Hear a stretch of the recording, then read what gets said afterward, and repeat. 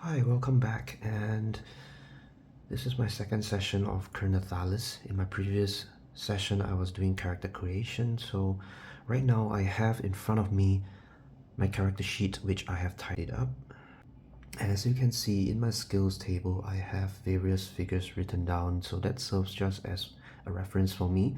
But most importantly, the number in blue are the final numbers, and it serves as a quick reference for me rather than to calculate the figures while I'm doing, for example, a perception check. At the bottom, I have my weapon notes in, and also the one in blue, which is in total, it's a plus 20 to combat skill. And I have my masteries written down, which is Weapon Master and Grave Caller, and the various passive and tier 1 abilities that would be useful for me to refer to. And over here I have my equipped gear, which I've indicated. The main hand will be a shiv, the offhand will be a torch, the armor that she's wearing, including plus 20 protection. Okay, and some of the other supplies and the wealth that she has. And of course, not forgetting the armor table, what she's currently wearing. And over here I have my tension die and my layer domain exit die markers, where I have put the red circles onto D10 and D12 respectively. And as I go on through the game, if I roll a 1 or 2, I would move from the bigger size die, like from a D10 to a D8 and so on. And when I hit D4, I would trigger something called the Growing Darkness events for tension, and I will roll according to the table and find out what happens.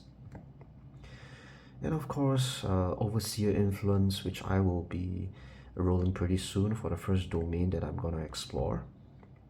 Alright, and there I have it. This is my character sheet. What I've done on my own is I've created a PowerPoint slide which helps me to keep track of my die rolls and the events during my game later on. So this is my template that I use. And I have an avatar of Athena, which is basically just an image that I found on the internet. Probably how she looks like in better times, where she's a dual wielding weapon master and a grave caller.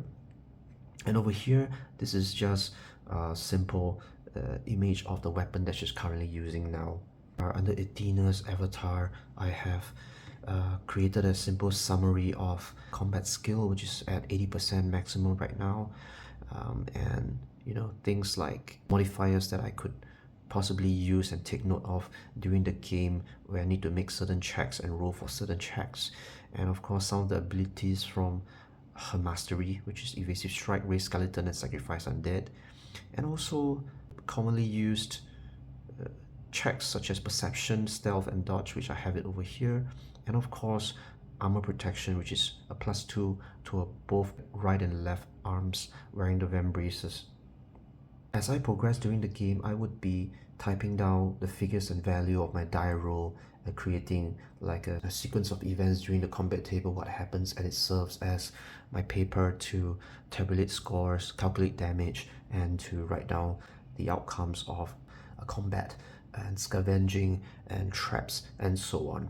And so this is the page that I will use as I go on during combat from one room to another. This is basically the room which I would be drawing as I roll my die to find out what shape the room or corridor looks like. Okay, and here I have my rules reference file which I've opened up that helps me to navigate the game on my first run. So I'm at the exploration page where it tells me what are the things that I have to take note. For example, the light source and the mapping domains. How do I generate the shape of the room or the corridor that I'll be going through, and what are the various checks that I have to roll. For example, the Lair Check, Domain Overseer, and Tension Check, and so on. So over here, as you can see, these are series of rooms and corridors. So right now I'm going to roll for a room, which is one of these rooms over here with a D100. That's a 32, which brings me to this room here. Okay, so now I'm going to go on to draw the room.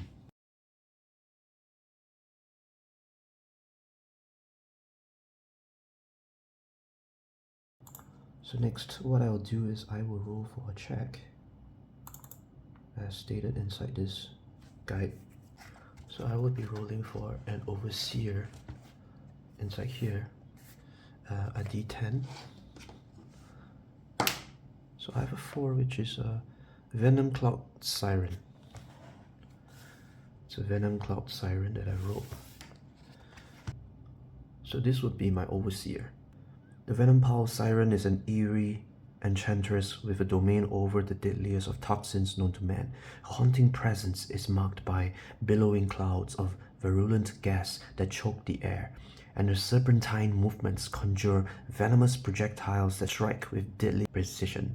She leaves a trail of creeping vines and thorns in her wake that ensnare the unwary, leaving them to quickly rot away and nurture life in the necropolis. This sounds really bad. Okay, and here are her stats. And if I do meet her, this is the page where I would refer to in combat.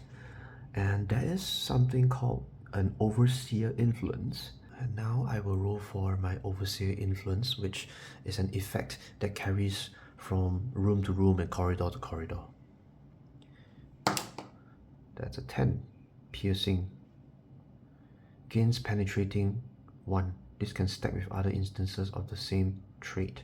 This creature's attacks ignore an amount of armor equals to the X value. So it ignores armor with value 1. Okay, so if fortunately my armor is 2, so it's not too bad. And there you go, I have my notes taken down for Overseer Influence, which is penetrating 1, and Venom Cloud Siren. I would also put it into my character sheet. And I will go on to make a layer check next. My layer check tells me whether the Overseer is in this room or not. So I will roll based on a d12. That's a 9. That's okay. It's a successful check. As a pass, I'll just put it here. And do I need to roll for attention? Yes, I do have to make a tension die check. Here, 106.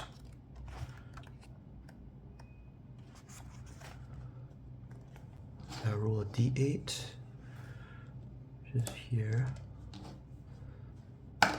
a 3, so it's a pass. Okay, and any encounter, so I'll roll for next an encounter.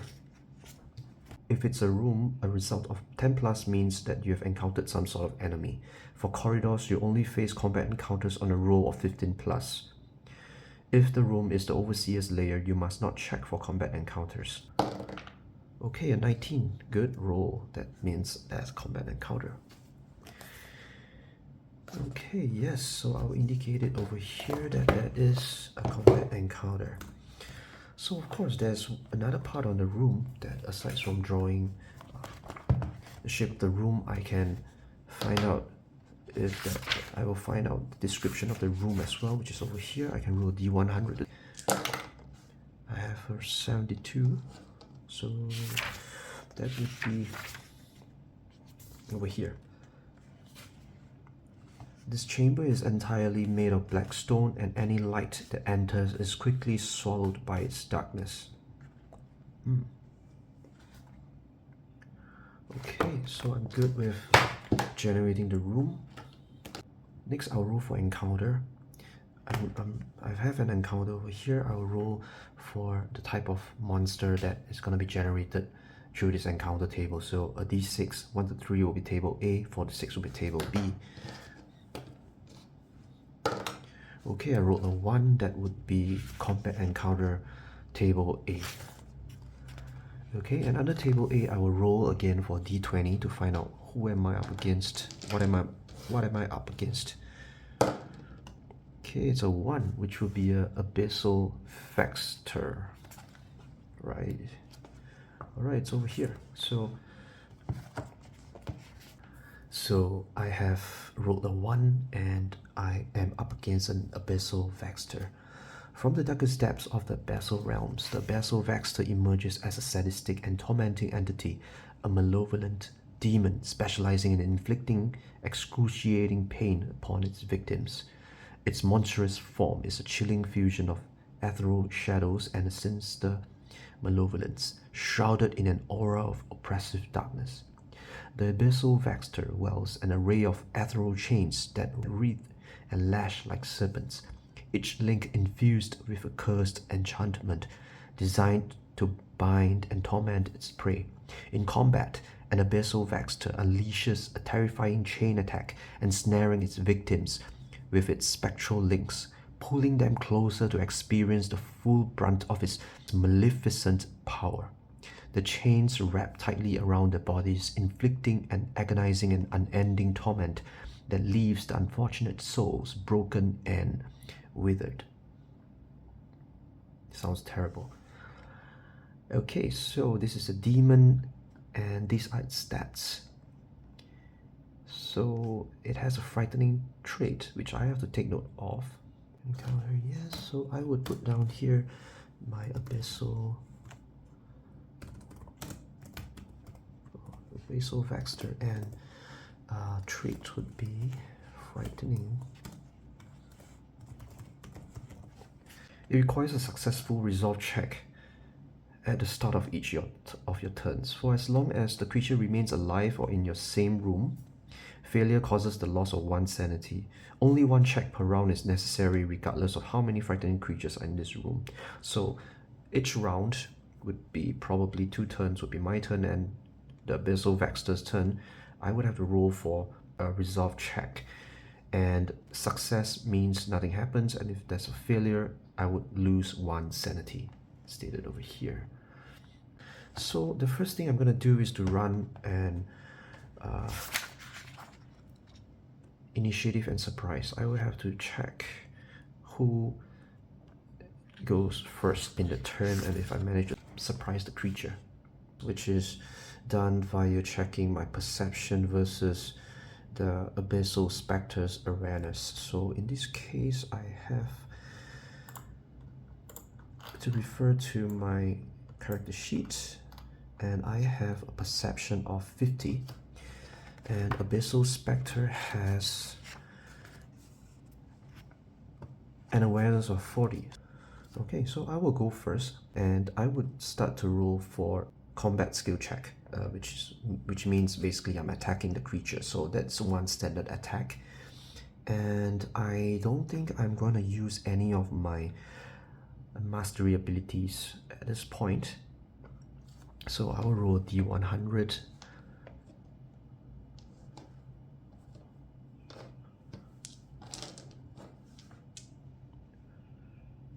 Okay, so I have to roll. My combat skill would be a total of 80. So if I roll within 80, that means I'm successful. Now I will roll for my combat skill check, which is a 71. That's a success. So I can just put down here 71, and this is I'll just put down my Athena with an A as an initial versus, and I'll roll for the Vextor's combat skill check. So he rolls a 76, which is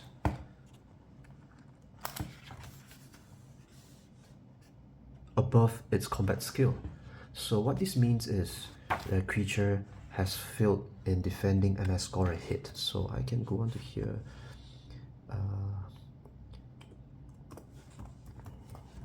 Next, I will determine the hit location damage over here. So every creature has a weak spot and it's indicated by the symbol here. So in this case, if I want to target the weak spot, the Abyssal Vextor's weak spot will be the head. And it has 1 armor as its chest. So I will roll randomly to see where I hit the creature. I would roll based on this table under humanoid, the D20. A 7, which is a domain. I don't think there's any armor. And I will find out how much damage am I causing the damage. So I'll roll my D6. A 5, which is good, is 2 damage. And I will roll this as well, my modifier, which is 4. So I roll a 9 total, so I would score a 3 in this case. So 3 damage. 3 damage to Abyssal Vextor, AV. Okay, so now he has how much life left? It has 2 health. Oh, that's easy. I've killed it. So it dies, right? So 3 minus 2 equals to -1. I can put down my workings here. So it has -1 life left. Tina wins.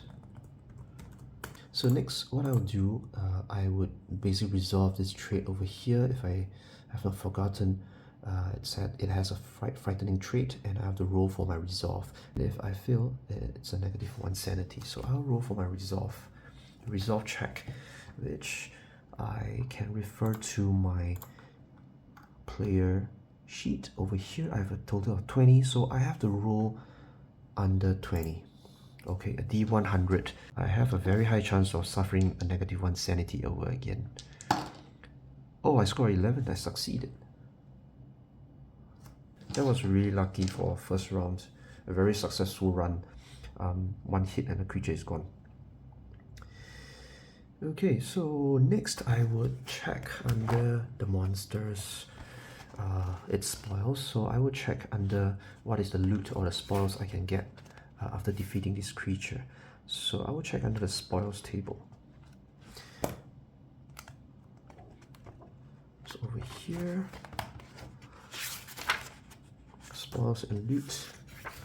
So I can look under this table. I roll a d6 and I'll determine what are the items that I'm getting. So the higher the number, the better it is. So I hope that I can get something from the precious items table, or at least a valuable item, so I can get maybe a magic item or something like that. That would be great. So let me roll a 3. So I scored under the mundane items table, which is not too bad. That's okay. And the mundane tables item. Let me see where. Okay, I will roll a D100 to find out what other items that I'm getting. So it can be crafting supplies, cooking supplies, useful gear, I guess, all the way to some armor and weapons. It's not too bad. Okay, and I have an 87. Over here, in this case, I get a random weapon. So I'll go onto this table here to roll a D100 to see what is the item that I've gotten.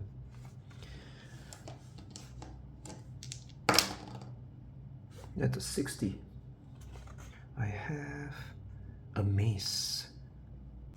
Bludgeoning and speed is 0. That's all. It's a normal. That's all it is. Okay, and I got a mace. Wonderful. Alright, and next I will also calculate the experience points that I get. So I can come under here. This page here, page 61, tells me.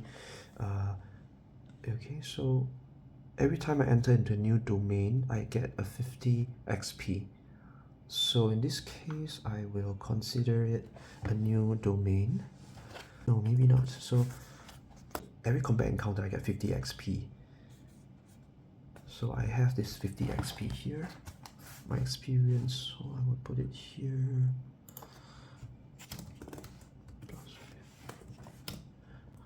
I will also check the room for items. So I'll roll a d20. It's a 10, which would be, I find D for crafting supplies. So I'll roll a D4 for crafting supplies. A 1, so I get 1 crafting supply. Okay, so I've done the spoil check from the creature. I've got a mace, and I've done a scavenge in the room, which I got a +1 crafting supply. Next, what's remaining for me to do would be to identify the doors in the room, which I have in this case 2 doors, which I can see which one I want to open. And of course, I would determine first if the door is locked or not, and if it's locked, if there's a trap behind the door. So I'll roll a d20.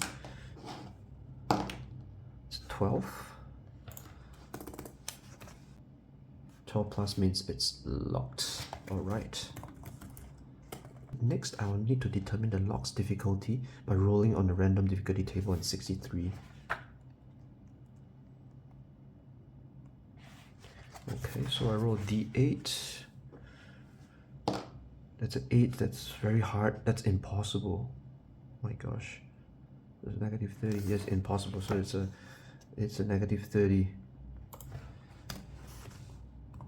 And next I will decide if I want to open it or not. And I will see if it's trapped by rolling a d10, so I would want to open it for sure. In this case, I would check the other door, so I would indicate here in my notes that this would be a door locked. So that's a note for me, and I can check my other door.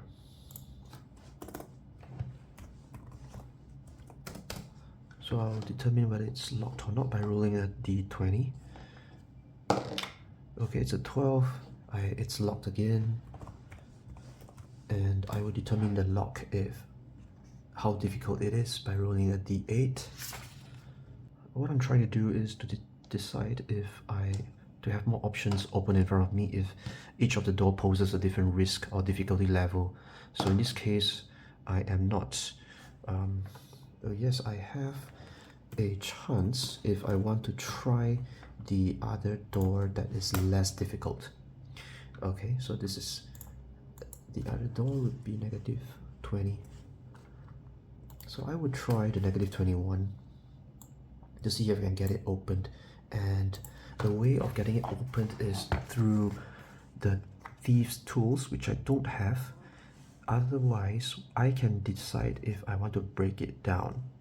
So I would need to roll for athletics, which I have pumped up in terms of skill points for athletics. So whether I succeed or not, this will also trigger a tension die check, and each failed attempt increases the successive athletics check by 20.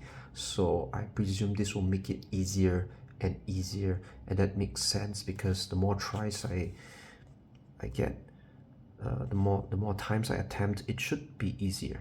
Okay, so I will try for the negative 20, the other door that I've tried, negative 20 difficulty door, to see if I can actually bring it down. So my athletics would be over here, which is a 40. I need to roll in a 40 or below. I need to know below 40 with a D100.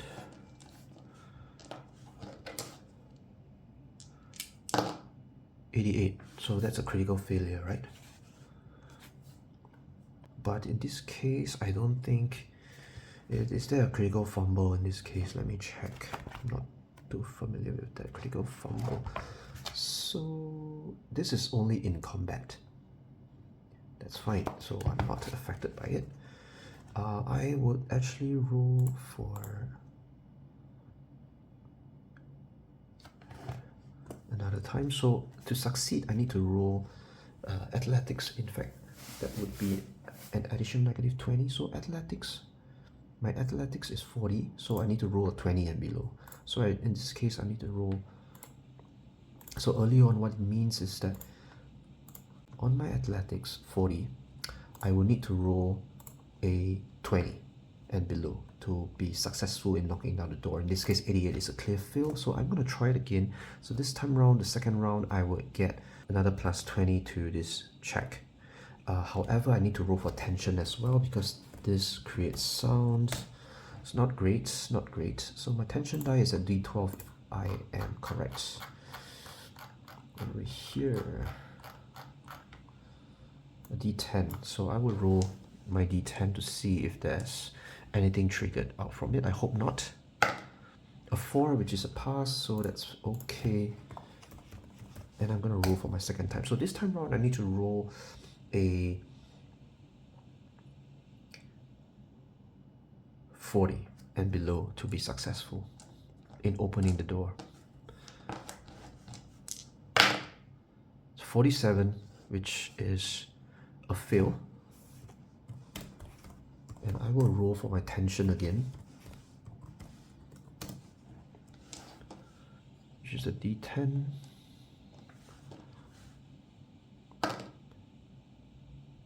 Okay, it's a 0. Something's gonna happen. No, nothing's gonna happen, but the die will be moving down from d10 to d8. Does it trigger anything? Let me check. I don't think so. I hope not. Tension, yes, over here. Okay, so if I get to d4, it triggers a roll on the growing darkness table. So not yet. So that's fortunate. And I have another time to roll. This time round, I need to roll a athletics 40 minus a 20. That will be 20, and then plus another 20. So this time around, the third attempt, I need to roll an athletics check of 60 with the plus 20 that is accumulative from the second time round, plus 20, and the third time it will be plus 40. So this time round is my third attempt, and I need to score a 60 in order to knock down the locked door. 68. It's a fail. Oh, this is horrible. And I have to roll for tension again.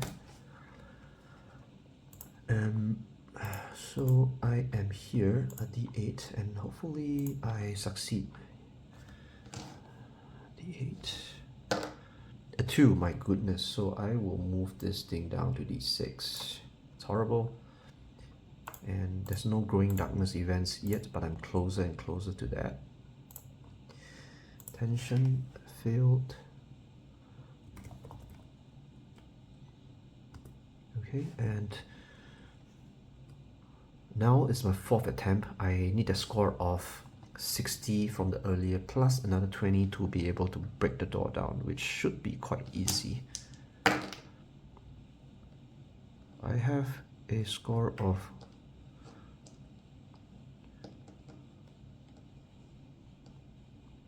97. That's horrid. That's four times that I can't bring it down. Okay, not even. It should be easy, but I failed. It's okay. I roll another tension check in that case, which is a d6, and I need to score anything from 3 and above. And I have a 4, and I succeeded in my tension check. Nothing happened. And now it should be hopefully easy for me to break the door down. The scores are increasingly high, so I need to score a total of 100. I need to score 100 and below, which technically it should be possible. So that's a 40. I have to roll for tension again. A 6, so tension passed.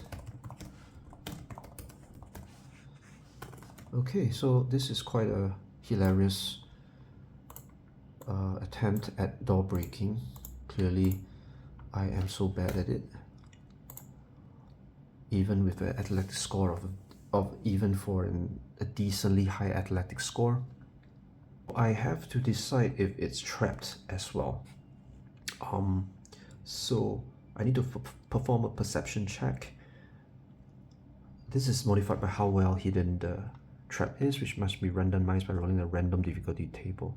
So I have to determine whether the door has a trap or not by rolling a d10, which I have omitted earlier on, which is not too late, where now I can resolve these effects of it. It's a 5, so it's not trapped at all. Wonderful. So I will finish my round here. I don't need to rest. So what I will do next is I would go on to include these items into my main character sheet. I would also gain a 10 XP for door opening, regardless or not I have used any of my tools. In this case, I don't think I will pick up the mace. I would probably leave the mace. I don't have a bag, so I can indicate that there's a mace in this room, and if I do come back I can pick it up, I think. So over here, what I'm going to do is I'm going to draw the room that I've just created, and this will be my main map that I have. So that leaves me with my end of my round for this session, with a new room unlocked and defeating a Abyssal Vextor. There you go. That is my round. Thank you.